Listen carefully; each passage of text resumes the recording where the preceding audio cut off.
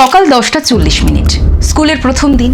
ইরানের শাজারে তাইবে স্কুলের ক্লাসরুমে ছোট্ট মেয়েদের হাসি খুশির গুঞ্জন। তারা কেউই জানতো না আকাশ থেকে মৃত্যু নেমে আসছে। হঠাৎ আকাশ ফেটে পড়ল। তিনটি মিসাইল আঘাত করল স্কুল ভবনে। ধোঁয়া, ধ্বংস, চিৎকার।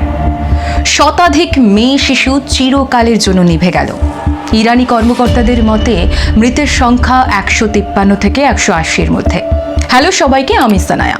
আজ একটা রক্তাক্ত সকালের গল্প নিয়ে এসেছি, যেখানে মুক্তির নামে নির্দোষ শিশুরা চিরকালের জন্য নীরব হয়ে গেল।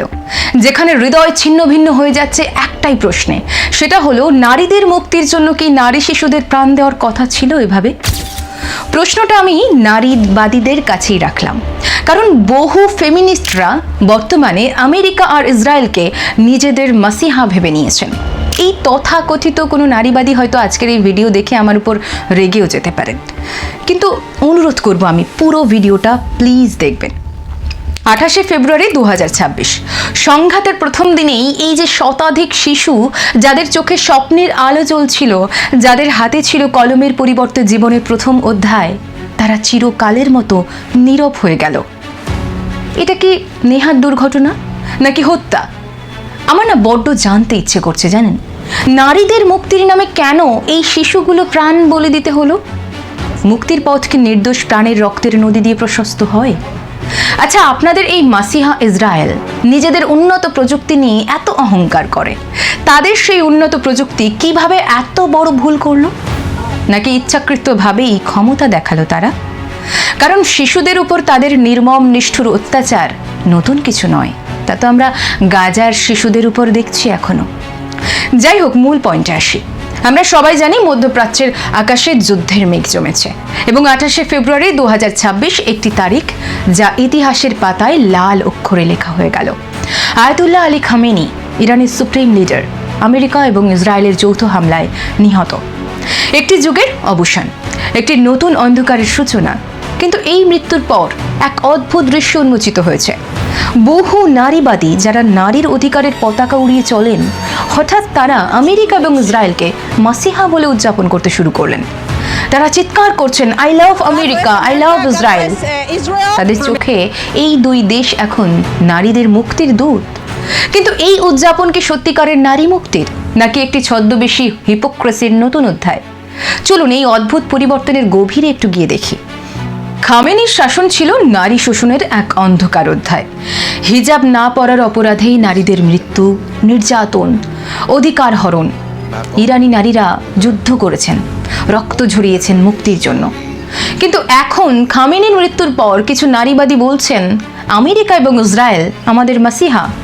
যেন এই দুই দেশের হাতে কোনো রক্ত নেই, যেন তাদের ইতিহাস নারী শোষণের ছায়া থেকে একেবারেই মুক্ত। কিন্তু স্মৃতির পর্দা সরিয়ে দেখলে জানা যায়, আমেরিকা, যেখানে নারীরা এখনো প্রজনন অধিকারের জন্য লড়াই করছেন, যেখানে যুদ্ধের নামে ইরাকি নারীদের ধর্ষণ করা হয়েছে আমেরিকান সৈন্যদের দ্বারা, লিবারেশন বলে ঘোষণা করে, কিন্তু ফলাফল ধ্বংস, বিশৃঙ্খলা, আরও শোষণ। আর ইসরায়েল, যাদের অত্যাচারের উদাহরণ হিসাবে দেখা যায়, আজও প্যালেস্টাইনি নারীরা বোমার নিচে জীবন কাটান, তাদের সন্তানদের মৃত্যু দেখেন রোজ। এই মাসিহারা কি সত্যিই নারীদের মুক্তিকামী, নাকি সাম্রাজ্যবাদের ছদ্মবেশে নতুন শৃঙ্খলা? এবং এখানেই আসে সবচেয়ে আরও একটা বড় হিপোক্রেসি, এপস্টেইন ফাইল, সেই অন্ধকার দলিল যা আমেরিকান এলিটদের মুখোশ খুলে দিয়েছে। জেফ্রি এপস্টেইনের সেক্স ট্রাফিকিং রিং, যেখানে রাষ্ট্রপতি, বিলিয়নিয়র, হলিউড তারকা সবাই জড়িত। Donald Trump, Bill Clinton, Prince Andrew, নামের তালিকা যেন নারী শোষণের এক অন্ধকূপ। এই ফাইল প্রকাশ করেছে কিভাবে আমেরিকান সমাজের শীর্ষে নারীদের শরীরকে পণ্য বানানো হয়েছে, নাবালিকাদের শোষণ করা হয়েছে। ইসরায়েলের লিঙ্কও আছে, এপস্টেইনের ইন্টেলিজেন্স কানেকশন মোসাদের ছায়ায়। কিন্তু I love America, thank you America বলে চিৎকার করে ওঠা নারীবাদীরা কি ভুলে গেছেন এই এপস্টেইন ফাইলের কথা? যারা খামেনির থেকে আরো বহু গুণ বেশি নারী ও শিশু শোষণ করেছেন দীর্ঘ বছর ধরে, রীতিমতো কিশোরী মেয়েদের ছিঁড়ে করে খেয়েছে তারা। আর এই ট্রাম্প, যার নামে হাজারটা কেস, কি পরিমাণে সাইকোপ্যাথেরা, নোংরা এরা, কিভাবে নিজেদের ক্ষমতার অপব্যবহার করেছে এরা। কিন্তু দুর্ভাগ্য, খামেনির মৃত্যু উদযাপন করতে গিয়ে নারীবাদীরা এই মুখোশধারী শোষকদের প্রশংসা করছেন। এ যেন এক শোষণের অবসানে অন্য এক শোষণের উদয়। জানেন তো, এটা ঠিক নারীবাদ নয়, এটা সিলেক্টিভ জাস্টিস, যেখানে শত্রুর শত্রুকে মিত্র ভাবা হয় কিন্তু সত্যিকারের মুক্তি দূরে সরে যায়। তাছাড়া নারীবাদ কি শুধু একটা দেশের বিরুদ্ধে, নাকি বিশ্বব্যাপী শোষণের বিরুদ্ধে? আজকের এই সিলেক্টিভ সুখী হওয়া বা দুঃখী হওয়ার মতো পরিবর্তন দেখে হৃদয় বিদীর্ণ হয়, কারণ এতে নারীরা আবারও পণ্য, আবারও নারীরা সাম্রাজ্যবাদের খেলায় ব্যবহৃত হচ্ছেন। ইতিহাস সাক্ষী আছে 1953-এর ইরান কূপ, যেখানে আমেরিকা মোসাদেককে উৎখাত করে শাহকে বসিয়েছে, যা পরে খামেনির উত্থান ঘটিয়েছে। আজ কি আবার সেই চক্র? প্রিয় দর্শক, খামেনির এই মৃত্যু একটি শুরু হতে পারে, কিন্তু কোন শুরু? নারী মুক্তির নাকি নতুন শোষণের? নারীবাদীদের এই মাসিহা উদযাপন একটি আয়না যা দেখায় আমাদের অন্ধত্ব।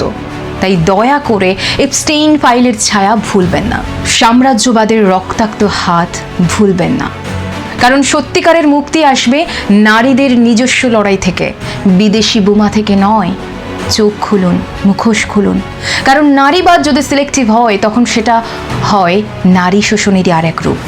জানেন, ইরানের স্কুল ছাত্রীদের মৃত্যুতে ইউনেস্কো শোক প্রকাশ করেছে, UN secretary general Antonio Guterres নিন্দা করেছেন, কিন্তু মেলানিয়া ট্রাম্পের ইউএন মিটিংয়ে এই ঘটনার কোনো উল্লেখ নেই। এটা কিন্তু হিপোক্রেসি। অবশ্যই খামেনির শাসনের অবসান চাই, কিন্তু এই রক্তপাতে কি সত্যিকারের মুক্তি আসবে, নাকি এটি নতুন শৃঙ্খলা, নতুন দুঃখের চক্র? কারণ মুক্তি তো যুদ্ধ নয়, শান্তির পথে। প্রার্থনা করি মুক্তি হোক সকলের, কিন্তু রক্তের দাগ ছাড়াই। ভালো থাকুন, সুস্থ থাকুন, ধন্যবাদ। সত্য এবং আলোচনা